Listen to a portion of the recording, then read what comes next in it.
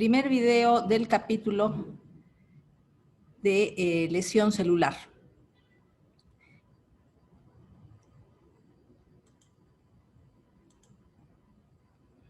El texto del curso, como ustedes ya han visto en el syllabus, es Robbins y Cotran, Patología Estructural y Funcional.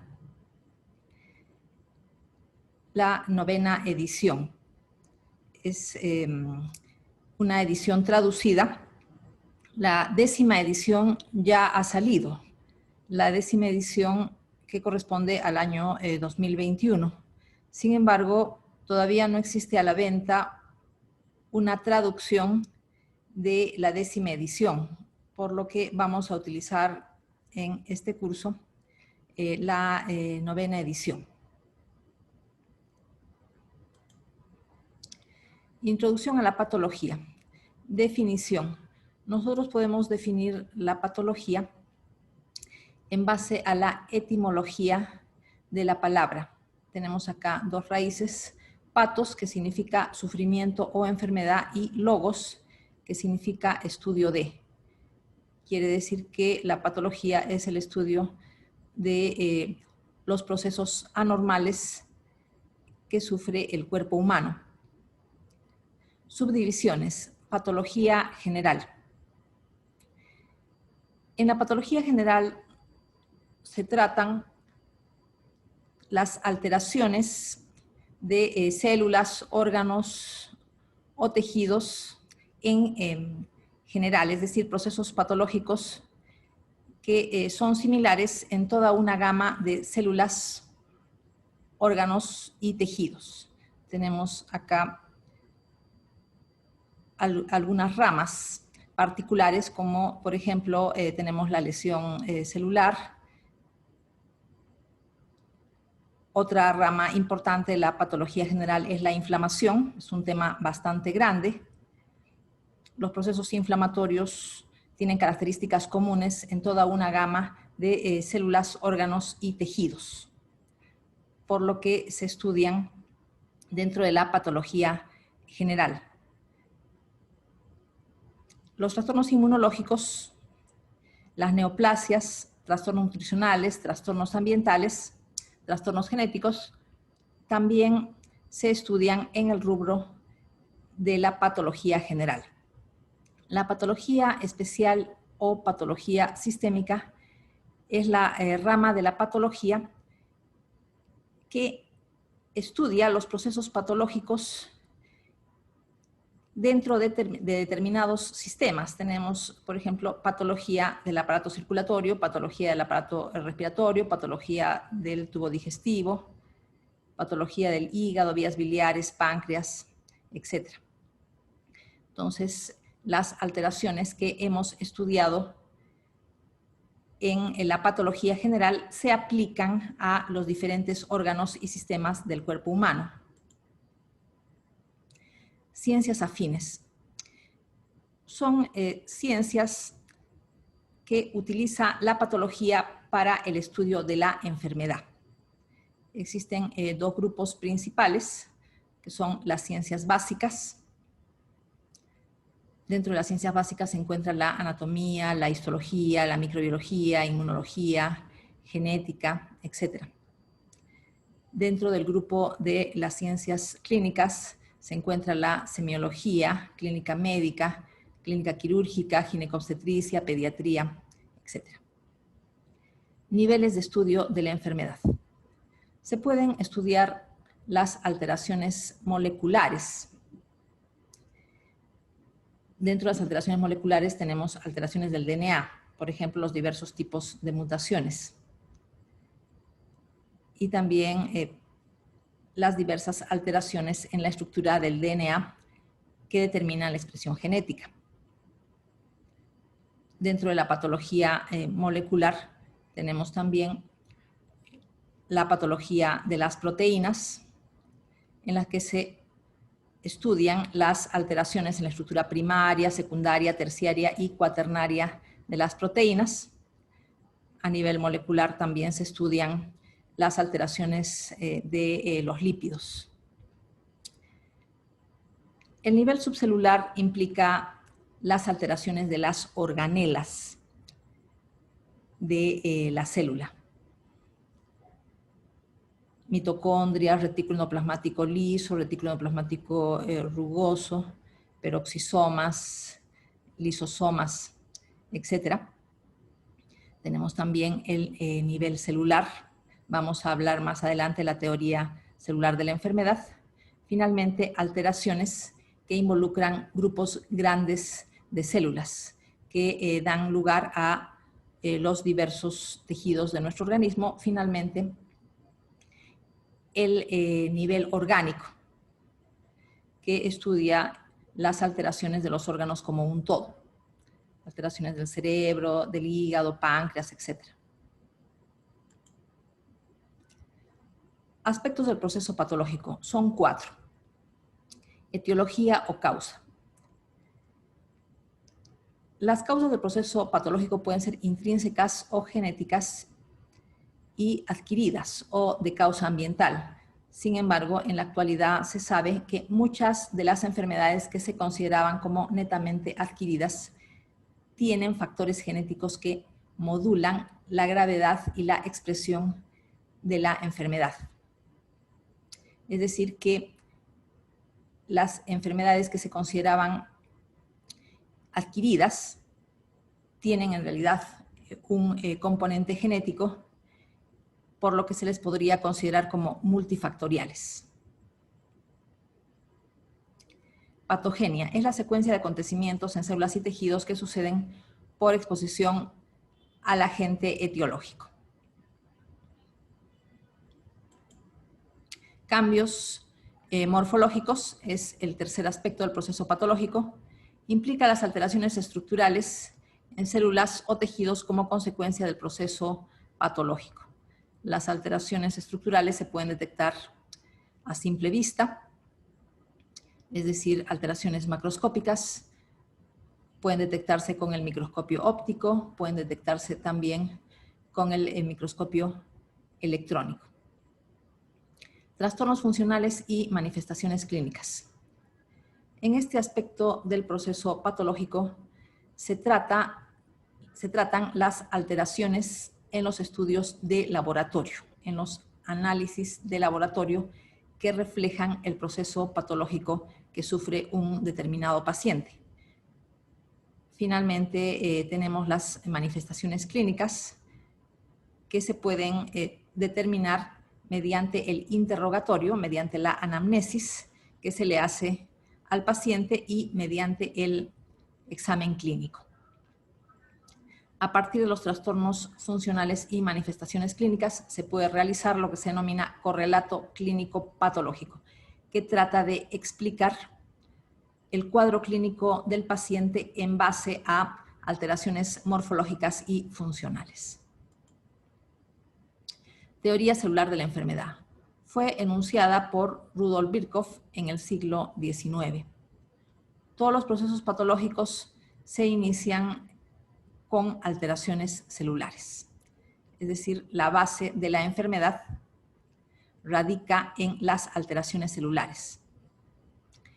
Es lo que conocemos como teoría celular de la enfermedad. Sin embargo, acabamos de ver que existen también otros niveles que son inferiores a la célula, como son el nivel molecular y el nivel de organelas o nivel subcelular. Las células en forma colectiva, cuando están dañadas, dan lugar a su vez a lesión de un tejido y a lesión de un órgano. O sea, lesiones de grupos grandes de células. Respuesta celular al estrés y a los estímulos nocivos. Se parte de una célula normal, es decir, de una célula que mantiene su homeostasis. La homeostasis significa la constancia del medio interno.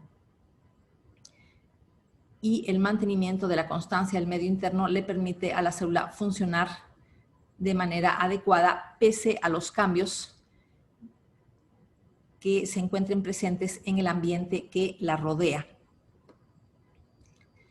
Esta célula normal que mantiene su homeostasis puede ser sometida a un estrés, por ejemplo, a una sobrecarga de trabajo, o puede ser sometida a una estimulación hormonal excesiva, o a un exceso de estímulos que la lleven a proliferar, por ejemplo, exceso en factores de crecimiento en el medio que la rodea.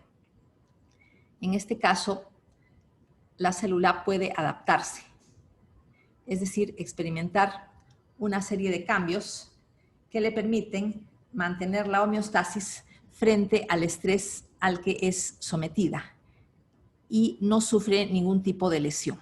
Hay cambios, porque los procesos adaptativos implican siempre un cambio celular, pero no hay lesión. Sin embargo, esta célula normal que mantiene su homeostasis, mantiene la constancia de su medio interno, puede ser sometida a un estímulo dañino, a un estímulo injuriante y sufrir una lesión. Esta lesión puede ser leve y transitoria. Si es transitoria, quiere decir que el estímulo dañino desaparece, por lo que la célula que ha sufrido un daño que en este caso sería reversible regresa a la normalidad. El estímulo dañino no ha sido lo suficientemente grave como para conducirla a la muerte, simplemente la ha lesionado, pero como ha sido transitorio, el daño es reversible y la célula regresa a la normalidad. El daño que sufre una célula puede ser muy severo o de ser inicialmente leve, puede volverse cada vez más agresivo. La severidad puede ser progresiva. En ese caso, la célula sufre lo que se denomina daño irreversible. En este caso ya no puede volver a la normalidad y debe morir. Necesariamente esta célula con daño irreversible es conducida a la muerte, que puede ser por medio de necrosis o por medio de apoptosis. Entre la lesión celular reversible y la lesión celular irreversible existe un punto que se denomina punto de no retorno. Cuando la célula pasa el punto de no retorno, aunque el estímulo dañino desaparezca, de todas maneras la célula termina muerta.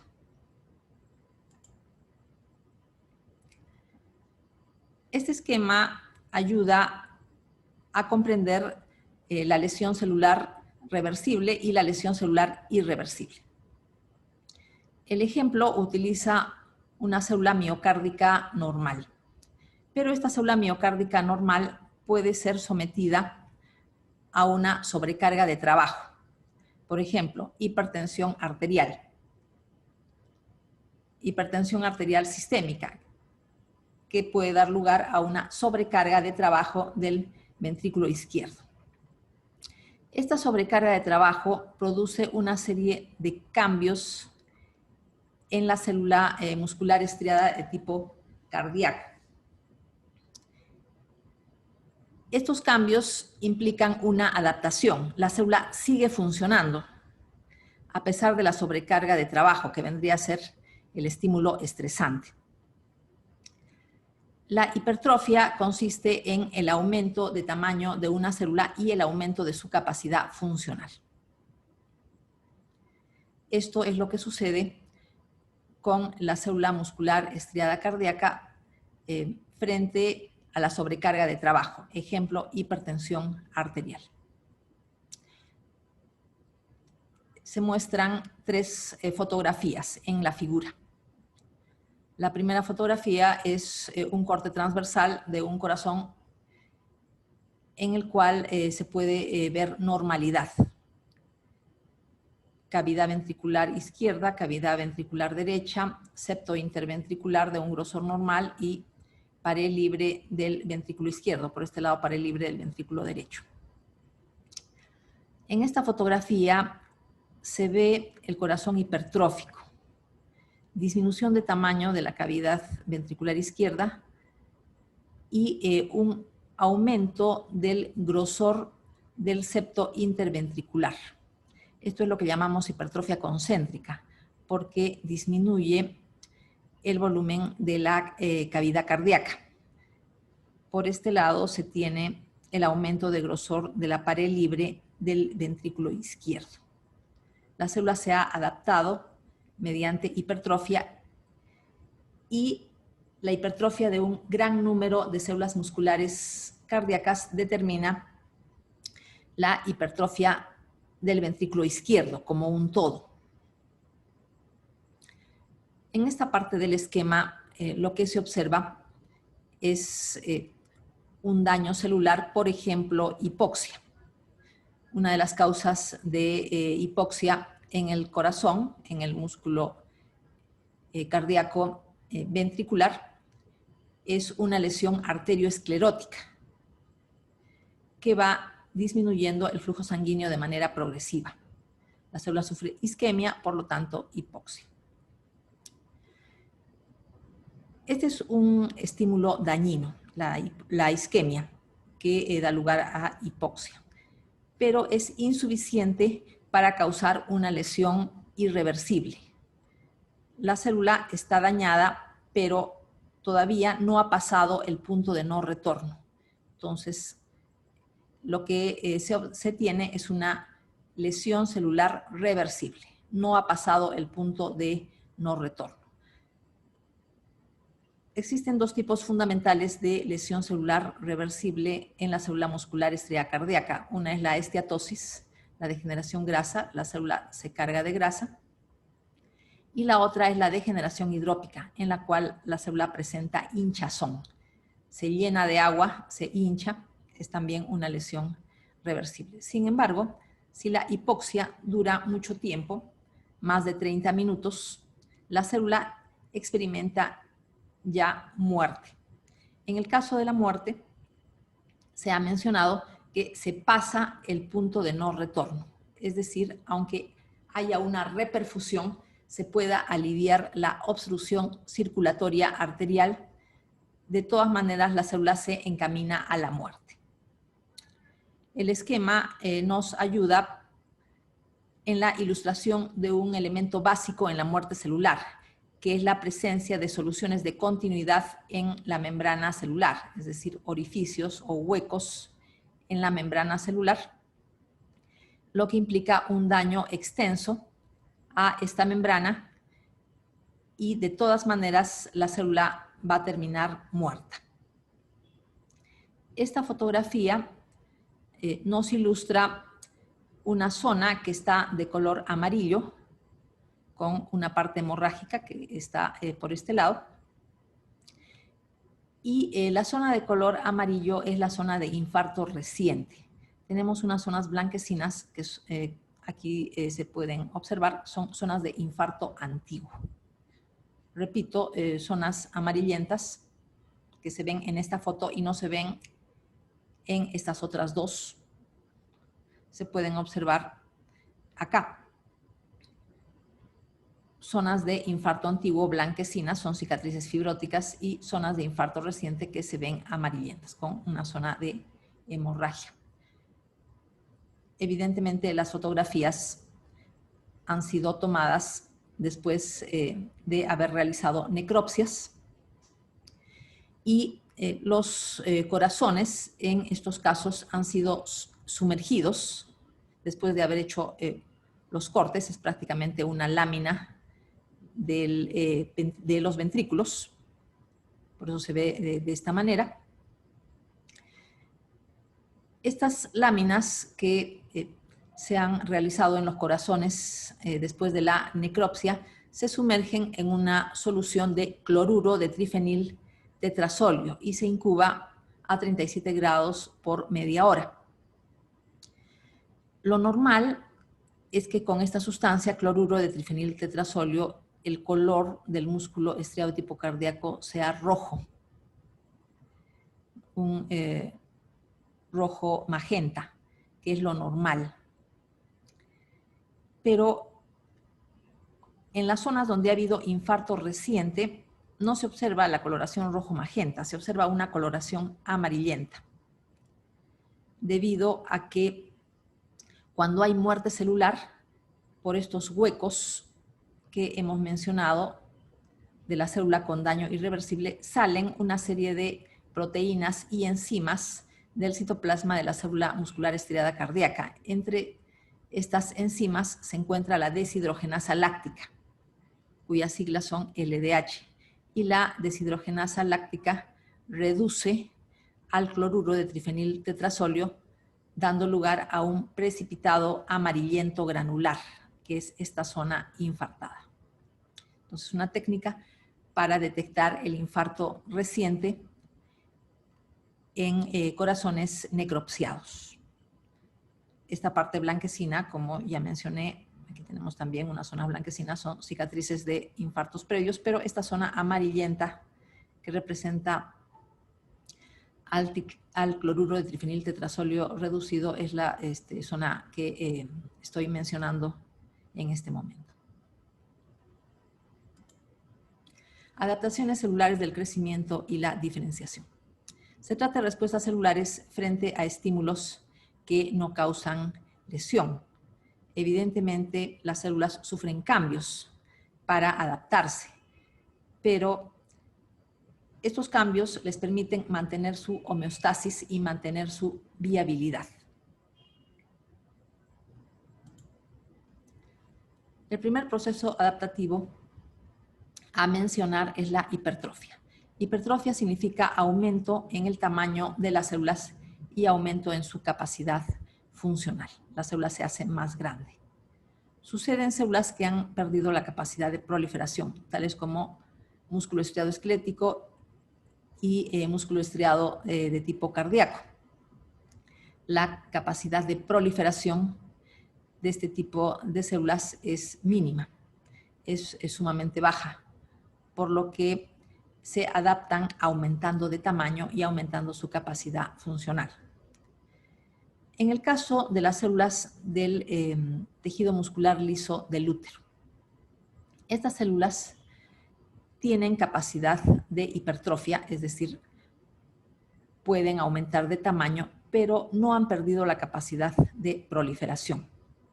Entonces, en el caso de un embarazo, las células del músculo liso uterino sufren tanto hipertrofia como proliferación. La proliferación, en este caso, se denomina hiperplasia. Las células del músculo estriado esquelético y cardíaco no pueden sufrir hiperplasia por la capacidad mínima proliferativa que tienen. Causas de hipertrofia. Aumento de la demanda funcional. En el caso del corazón, se había mencionado la hipertensión arterial sistémica, que da lugar a hipertrofia del músculo estriado cardíaco del ventrículo izquierdo. En el caso de la hipertensión arterial pulmonar, habrá una sobrecarga de trabajo sobre el músculo estriado cardíaco del ventrículo derecho. La estimulación hormonal excesiva es también una causa de hipertrofia. Un ejemplo típico es lo que sucede en el útero gestante. El músculo liso uterino tiene una capacidad tanto de hipertrofia como de hiperplasia frente al exceso de hormonas femeninas que sucede en la gestación. La hipertrofia puede ser fisiológica o patológica. Hipertrofia fisiológica por aumento de la demanda funcional, tal como se ve en los fisicoculturistas que producen una sobrecarga de trabajo del músculo estriado de tipo esquelético, causando un aumento de tamaño de estas fibras musculares. Ya se ha mencionado el ejemplo del embarazo, músculo liso uterino, combinación de hipertrofia e hiperplasia. En el caso de la lactancia también hay una combinación de hipertrofia e hiperplasia porque las células del lobulillo mamario y de los conductos excretores tienen capacidad tanto proliferativa como capacidad de sufrir hiperplasia.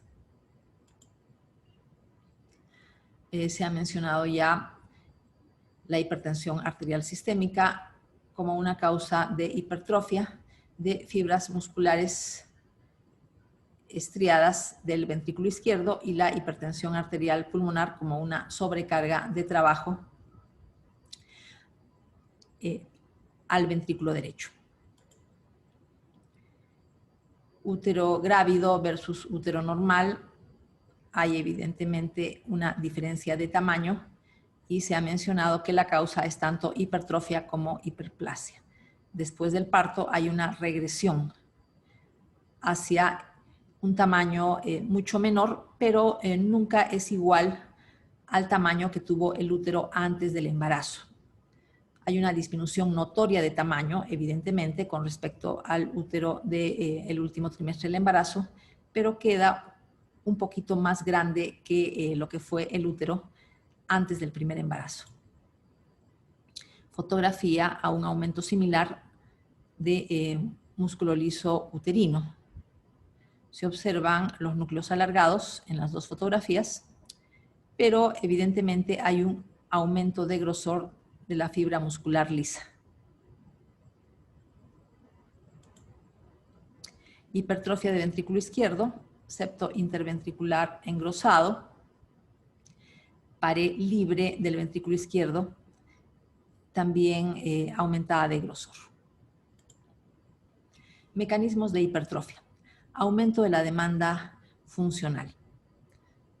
Este es un estímulo estresante que afecta a la célula. Y la célula responde aumentando su tamaño y aumentando su capacidad funcional. El aumento de la demanda funcional se transmite hacia el citoplasma. En el citoplasma estimula vías de señalización intracelular. Esta estimulación de las vías de señalización intracelular termina en la activación de factores de transcripción.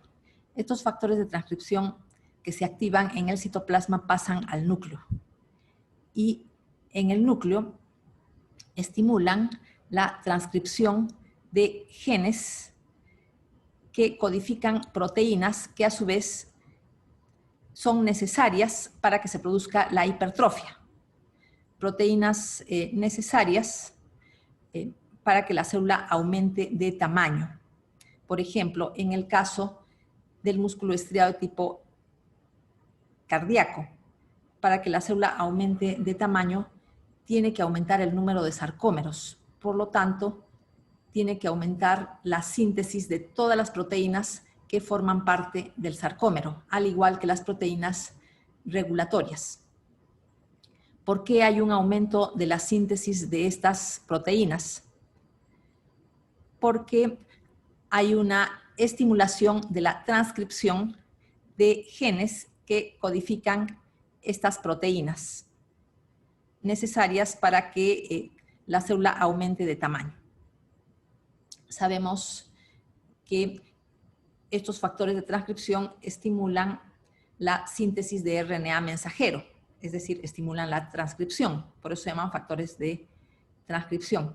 El RNA mensajero madura en el núcleo y de ahí pasa al citoplasma. En el citoplasma es traducido hacia proteínas necesarias para que la hipertrofia se produzca. Tenemos desencadenantes mecánicos de la hipertrofia en el caso del músculo estriado de tipo cardíaco y también del esquelético, es la distensión. La distensión puede ser sensada por la membrana celular mediante integrinas. Voy a presentar algunos esquemas para ilustrar cómo la distensión puede ser detectada en la membrana celular. En este esquema podemos ver que el estiramiento es detectado por proteínas de la membrana celular, tales como las integrinas. En este segundo esquema se puede ver lo mismo, integrinas de la membrana celular pueden detectar un estiramiento a dicho nivel.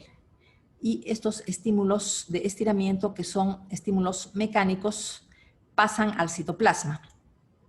Se transmiten al citoplasma. Y en el citoplasma estimulan una serie de vías de señalización que terminan activando factores de transcripción. En el caso de la hipertrofia cardíaca, del músculo estereotipo cardíaco ventricular, tenemos factores de transcripción relacionados con la hipertrofia, como GATA4, factor nuclear de linfocitos T activados, NFAT, factor nuclear de linfocitos T activados, y MEF2, que significa factor potenciador de miocitos. Significa enhancer. Se puede traducir estas siglas como factor potenciador de miocitos.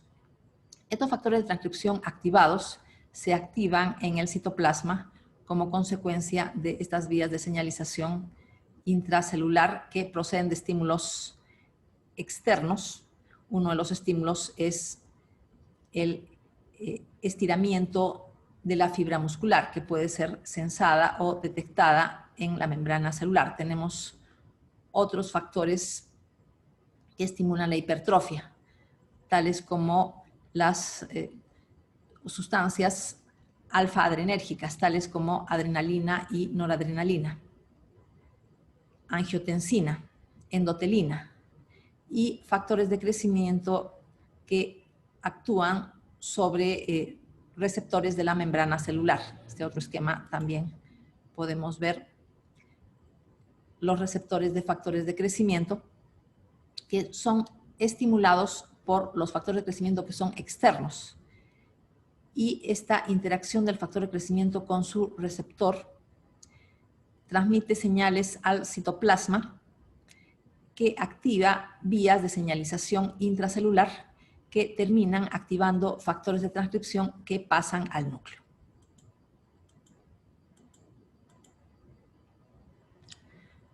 Se mencionó la distensión como un desencadenante mecánico de hipertrofia, pero existen también los factores de crecimiento que ya han sido mencionados y son desencadenantes tróficos, al igual que agentes tipo adrenalina, noradrenalina, angiotensina y endotelina.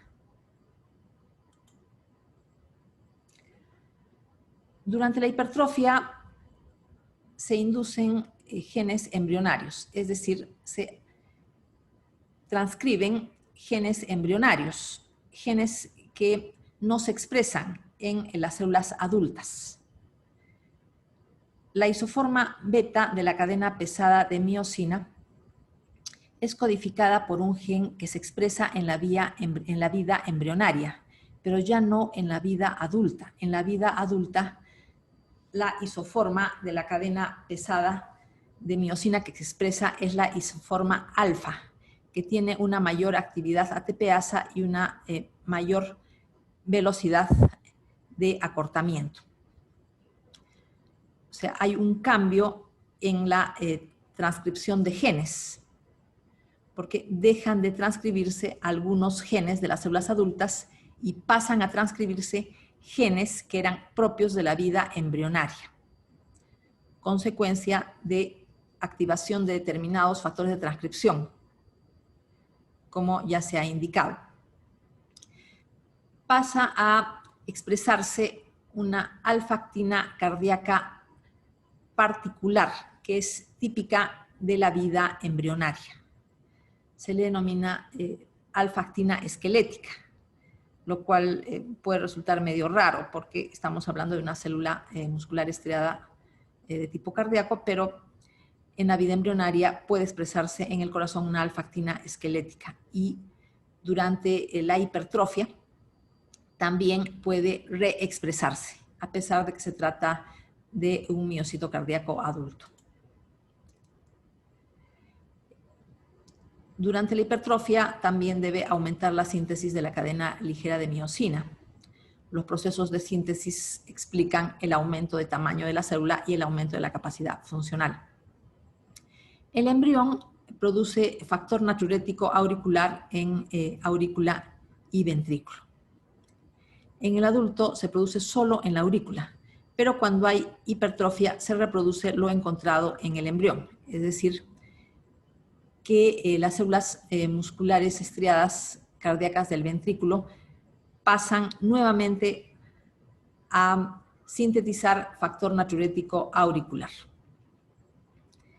Por el nombre, factor natriurético, se puede deducir que se produce una excreción de agua y sodio como consecuencia de la expresión de esta proteína, lo cual disminuye el volumen intravascular y disminuye la sobrecarga de trabajo cardíaco. Esto en el caso de la hipertrofia patológica, por ejemplo, por hipertensión arterial.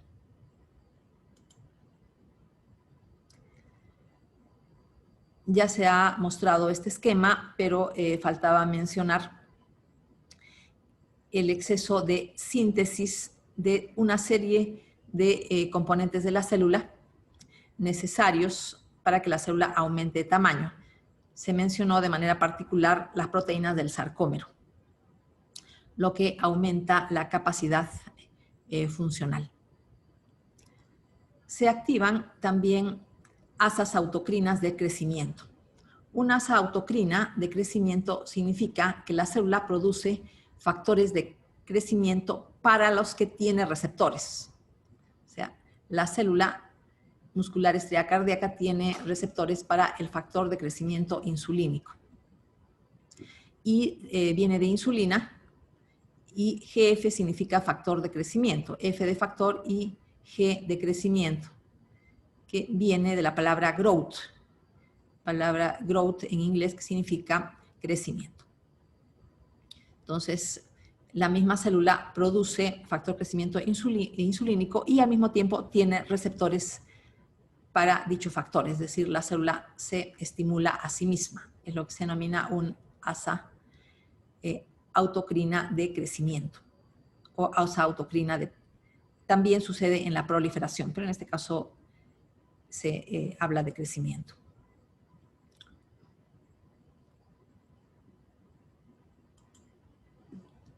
Hiperplasia, el segundo proceso adaptativo, implica el aumento en el número de células de un órgano o tejido. Sucede en tejidos capaces de experimentar mitosis. Es evidente porque implica aumento en el número de células. La hiperplasia puede ser fisiológica. En este caso, la proliferación es un efecto de hormonas, tal como sucede en la glándula mamaria y en el útero gestante. Se ha mencionado la lactancia y la proliferación y también la hipertrofia del músculo lisouterino. La hiperplasia puede ser también compensadora para reemplazo de células perdidas por muerte o resección. Ejemplo, regeneración del hígado tras la hepatectomía parcial. La hepatectomía parcial puede ser para donación a otra persona de un fragmento de hígado o también como un procedimiento curativo. Por ejemplo, cuando se tiene un tumor muy localizado en el hígado o alguna alteración localizada en el hígado, por ejemplo, un quistidatídico. Se tiene que recurrir a la hepatectomía parcial, pero el hígado empieza a proliferar, a sufrir una hiperplasia fisiológica, a tal punto que puede llegar a tener un tamaño muy parecido al que tenía antes de la hepatectomía. Es una hiperplasia de tipo compensador. Existe un mecanismo de autocontrol que permite mantener la homeostasis en lo que se refiere al tamaño de los órganos. Es decir, la hiperplasia compensadora cesa cuando el hígado alcanzó un tamaño similar al que tenía antes de la hepatectomía. Otro ejemplo es la proliferación de las células de los túbulos renales tras necrosis tubular aguda. Muerte celular, por algún proceso tóxico o por isquemia. Las células viables de los túbulos renales empiezan a proliferar y reemplazan las células que se han muerto durante el proceso de necrosis tubular aguda. Otro ejemplo de hiperplasia compensadora.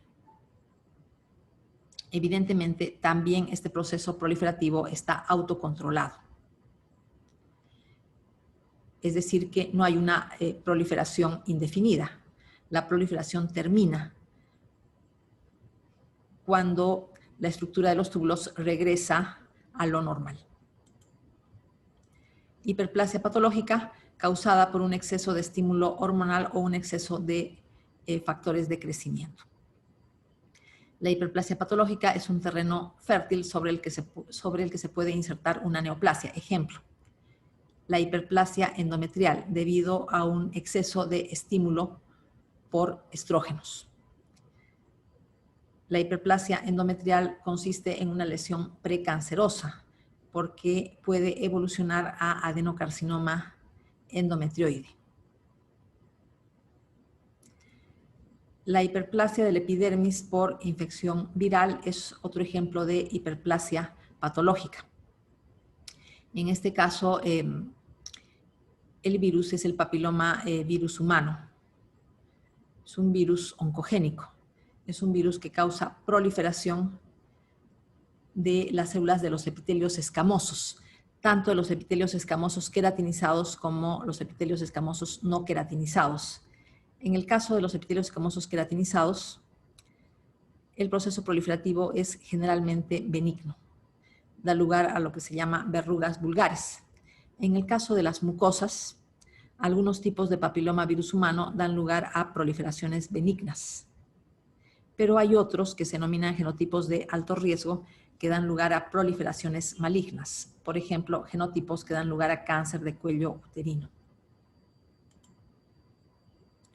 Mecanismos de hiperplasia, aumento de la producción de factores de crecimiento y sus receptores. Los receptores activados estimulan alguna vía de señalización intracelular, ya se ha mencionado, cómo a partir de la membrana pasan al citoplasma estímulos que activan una serie de vías de señalización que terminan con la activación de factores de transcripción que pasan al núcleo y una vez en el núcleo estimulan la transcripción de genes que favorecen la proliferación celular.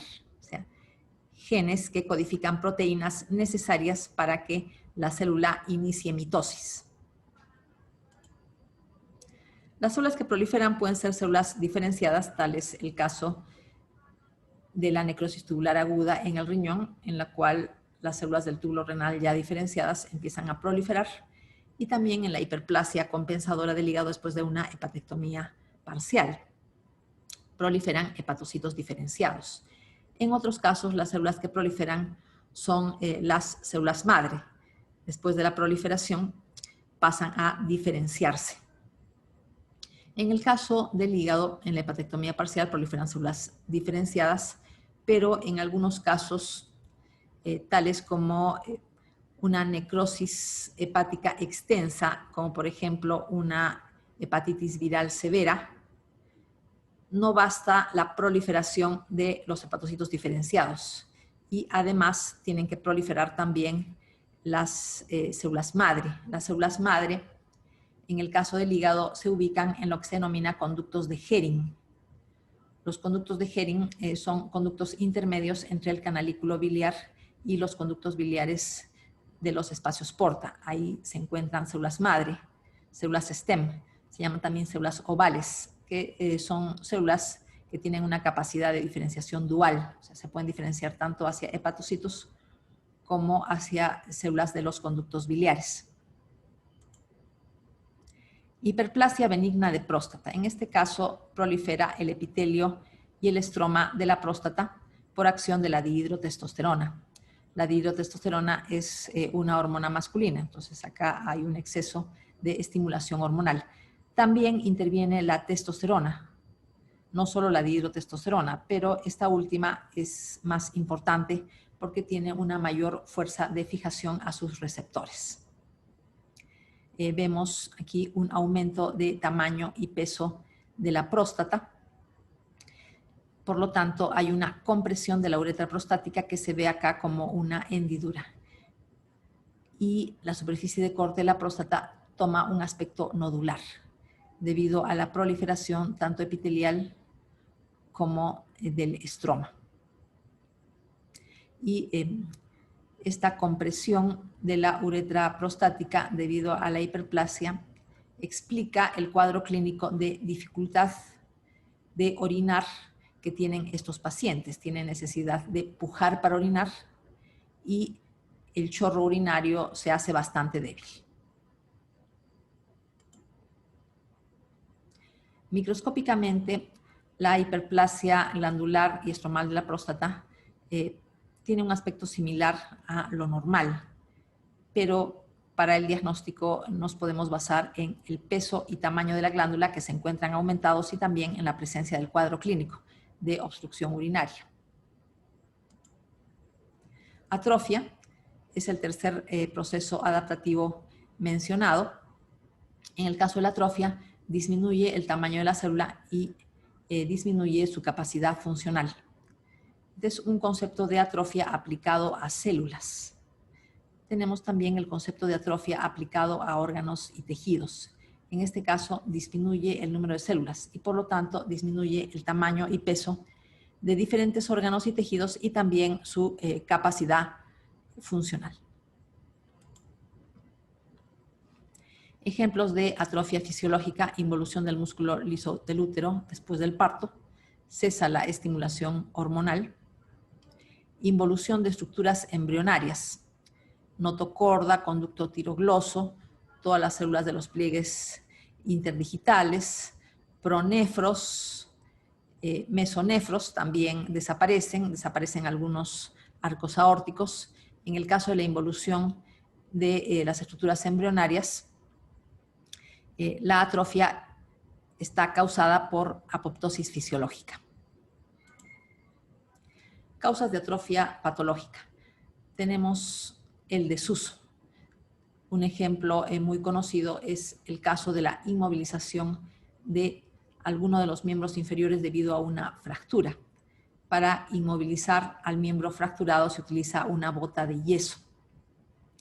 Y al movilizarlo deja de utilizarse los músculos estriados tipo esquelético de dicho miembro, por lo cual dichos músculos disminuyen de tamaño, es decir, se atrofian debido a la inmovilidad, debido a la falta de uso. Pero después, cuando se produce una curación de la fractura y el miembro regresa a tener una movilidad normal, esa atrofia regresiona y las fibras musculares estriadas de tipo esquelético retornan a su tamaño normal. Atrofia por denervación. Las fibras nerviosas motoras ejercen estímulos tróficos sobre los músculos inervados, por lo que cuando hay algún tipo de daño nervioso, por ejemplo por traumatismo, sección quirúrgica o algún otro proceso patológico de estos nervios motores, se produce atrofia del músculo inervado, atrofia por denervación. Atrofia por isquemia, que representa una deficiencia en el aporte de oxígeno y el aporte de nutrientes por una mala circulación. En el caso de la desnutrición, también hay una disminución en el aporte de los nutrientes, pero en este caso es por una disminución de ingesta. Tenemos de manera característica en la desnutrición grave una atrofia del tejido adiposo de todo el cuerpo y finalmente una atrofia del músculo estriado tipo esquelético. Atrofia por deprivación hormonal. Sucede en la menopausia con los caracteres sexuales secundarios. Por ejemplo, tenemos atrofia del tejido mamario. En el caso del envejecimiento también sucede atrofia, pero La isquemia juega un rol muy importante en la atrofia de los tejidos atribuible al envejecimiento. Tenemos el caso de la atrofia por presión. Un ejemplo característico es la hidronefrosis. En la hidronefrosis se produce una obstrucción al flujo de orina. Por lo tanto, hay una presión, un aumento de la presión a nivel de la pelvis renal por el exceso de orina que no puede fluir adecuadamente por las vías urinarias. Esa orina que se va acumulando de manera progresiva ejerce presión a nivel de la pelvis renal, lo cual termina transmitiéndose hacia la corteza renal y produciendo su adelgazamiento. Igual puede suceder en algunas glándulas exocrinas, tales como las glándulas salivales. Puede haber una obstrucción al flujo de salida por alguno de los conductos, cuyo calibre puede variar, y este aumento de presión en estos conductos excretores salivales se transmite de manera retrógrada, dando lugar a una atrofia del tejido glandular salival. En la atrofia, evidentemente, tiene que predominar la degradación proteica sobre la síntesis. En la hipertrofia y en la hiperplasia tiene que predominar la síntesis proteica. En la atrofia sucede lo contrario. Predomina la degradación y la célula puede achicarse, puede disminuir su tamaño. Uno de los mecanismos de disminución de volumen celular es la producción de vacuolas autofágicas, que contienen componentes celulares que van a entrar en contacto después con las enzimas hidrolíticas de los lisosomas. Las vacuolas autofágicas se fusionan con los lisosomas para degradar todo el contenido de la vacuola autofágica. Otra vía de degradación proteica es la ubiquitina proteasoma. Las proteínas a degradarse se marcan con ubiquitina. Se pueden marcar mediante enzimas ligasas. Se tiene ligasas E1, E2 y E3. Y estas proteínas marcadas con ubiquitina son reconocidas por un complejo multienzimático que se denomina proteasoma, que termina por destruirlas, dando lugar a aminoácidos libres o a péptidos pequeños. Este es un esquema que nos ilustra cómo proteínas que deben degradarse. Una de las causas es la atrofia, no es la única causa, hay otras causas. Antes de la degradación, por la vía ubiquitina proteasoma, estas proteínas tienen que ser marcadas con múltiples ubiquitinas. Las ubiquitinas son moléculas muy pequeñas de 76 aminoácidos que se encuentran libres en el citoplasma, y mediante estas enzimas ubiquitina ligasas E1, E2 y E3 son añadidas a esta proteína que tiene que marcarse para la degradación. Se puede formar una cola larga de ubiquitinas en un mismo sitio, en un mismo aminoácido, o pueden haber varias ubiquitinas que se colocan en diferentes puntos de la proteína. Estas proteínas así marcadas ingresan al proteasoma. El proteasoma es una especie de organela que tiene forma cilíndrica con una zona de entrada y una zona de salida. En el lumen de esta organela de forma cilíndrica se encuentran una serie de proteasas que degradan la proteína, y por la zona de salida salen aminoácidos o péptidos muy pequeños. Podemos aprovechar este esquema para ilustrar algunos otros eventos celulares, como es el caso del mal plegamiento proteico. Cuando una proteína es recién sintetizada, debe tomar su conformación normal, tiene que plegarse de manera normal. Para ayudar a este plegamiento normal, intervienen unas proteínas especiales que se llaman chaperonas, que toman contacto con esta proteína recién sintetizada para contribuir a que adquiera su plegamiento normal. Con el paso del tiempo, esta proteína cumple su vida media y tiene que pasar a ser recambiada mediante el sistema ubiquitina proteasoma. Pero hay otros casos en los cuales esta proteína no puede llegar a adquirir un plegamiento correcto. Tal es el caso de mutaciones genéticas. las mutaciones genéticas pueden dar lugar a la síntesis de una proteína que no puede plegarse de manera normal. Entonces, esta proteína que es incapaz de alcanzar su plegamiento normal puede ser marcada por medio de muchas ubiquitinas para degradarse vía proteasoma. En otros casos, las proteínas pueden ser normales. Los genes que las codifican pueden ser normales y pueden tener un plegamiento adecuado. Sin embargo, son sometidas a diversos estímulos estresantes, tales como el envejecimiento celular, radiación ultravioleta, calor, radicales libres derivados del oxígeno y, en este caso, estos estímulos estresantes hacen que la proteína pierda su plegamiento normal. Si este plegamiento anormal no puede regresar a lo que es la normalidad, igualmente esta proteína tiene que ser marcada con muchas ubiquitinas para degradarse en el proteasoma. El exceso de proteínas mal plegadas causa en sí mismo un estrés a la célula. Y este estrés la puede conducir hacia la apoptosis.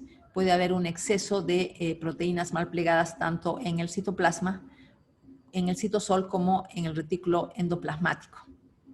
O sea, en el retículo endoplasmático, por ejemplo, en el retículo endoplasmático rugoso, también puede haber una sobrecarga de proteínas mal plegadas por una alteración genética.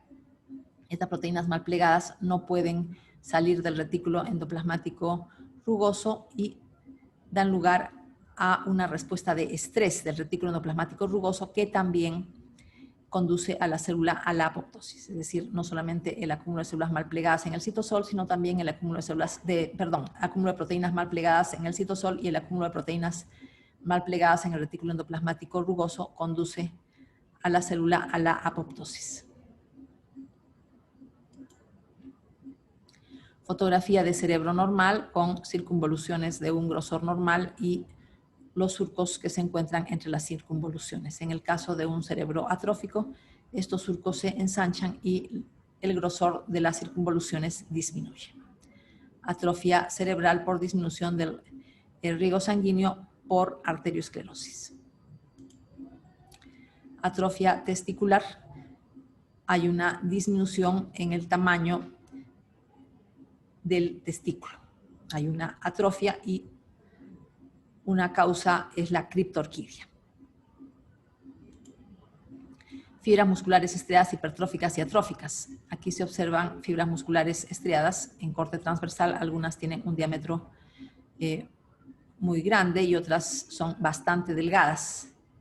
Las delgadas evidentemente serán las atróficas y tenemos también algunas que se encuentran hipertróficas. Metaplasia, otro proceso adaptativo, cuarto proceso adaptativo mencionado, consiste en el cambio de fenotipo de células adultas por un fenotipo diferente de células también adultas, pero el nuevo tipo celular está mejor preparado para soportar condiciones adversas, por eso es un proceso adaptativo. Es más frecuente en epitelio, sin embargo, también se le puede observar en el tejido conjuntivo. Un ejemplo es la miositis osificante. Cuando el músculo estriado tipo esquelético sufre una hemorragia, durante el proceso de cicatrización o de resolución de esta hemorragia, puede aparecer en el músculo zonas de tejido óseo. Se denomina miositis osificante, es una forma de metaplasia.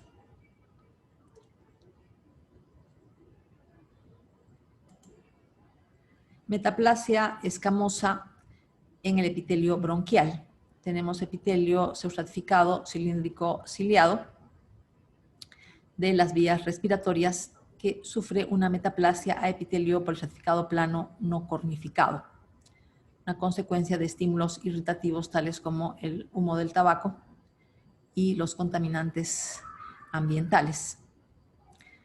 No hay un cambio de fenotipo de una célula cilíndrica ciliada hacia una célula escamosa, sino más bien una reprogramación de las células madre de este epitelio que se encuentran pegadas a la membrana basal, que sufren una diferenciación hacia epitelio escamoso en lugar de sufrir una diferenciación hacia el epitelio pseudoestratificado cilíndrico ciliado normal. Metaplasia escamosa del epitelio endocervical del cuello del útero. En el endocervix tenemos un epitelio cilíndrico simple, pero este epitelio cilíndrico simple puede sufrir una metaplasia escamosa, es decir, transformarse en un epitelio poliestratificado plano no cornificado. Sucede lo mismo que en el caso anterior. Tenemos las células madre, que se llaman células de reserva, que están pegadas a la membrana celular, que en lugar de diferenciarse hacia células cilíndricas normales del endocervix,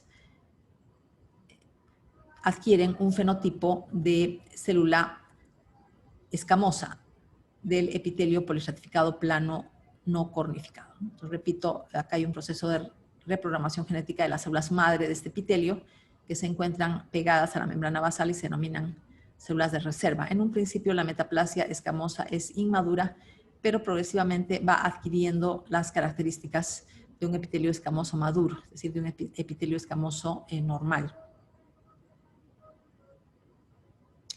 En cuanto al estímulo de la metaplasia escamosa, generalmente es un proceso inflamatorio tipo cervicitis. Metaplasia glandular a nivel del tercio inferior del esófago. El tercio inferior del esófago tiene de manera normal un epitelio escamoso, poliestratificado plano no cornificado. Eso es lo normal en el esófago. Y cambia a un epitelio cilíndrico simple.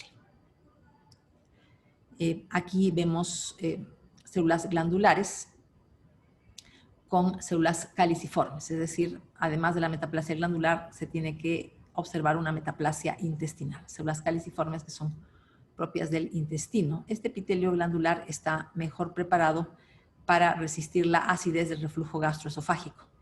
En el caso del tercio inferior del esófago, ¿cuál es el estímulo para la producción de la metaplasia glandular con metaplasia intestinal? Es la hiperacidez, reflujo gastroesofágico, subida de jugo gástrico del estómago hacia el tercio inferior del esófago.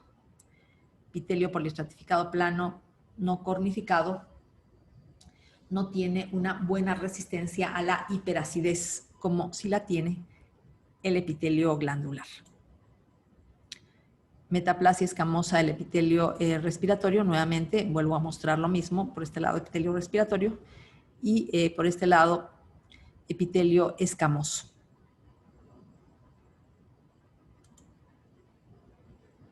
Mecanismos de metaplasia. Se tiene la reprogramación de las células madre o células stem en epitelios, también llamadas células de reserva. Son células pequeñas que se encuentran pegadas a la membrana basal, o también de células indiferenciadas del tejido conectivo, es decir, células tipo fibroblasto a nivel del tejido conectivo, pero con capacidad de reprogramarse genéticamente para adquirir el fenotipo de otras células del tejido conjuntivo. La deficiencia de vitamina A produce metaplasia escamosa de diferentes epitelios y el exceso de esta vitamina suprime la queratinización. La reprogramación celular es consecuencia de la acción de citoquinas, factores de crecimiento, componentes de la matriz extracelular y la alteración de los patrones de metilación del DNA. La metilación del DNA es un mecanismo de silenciamiento genético.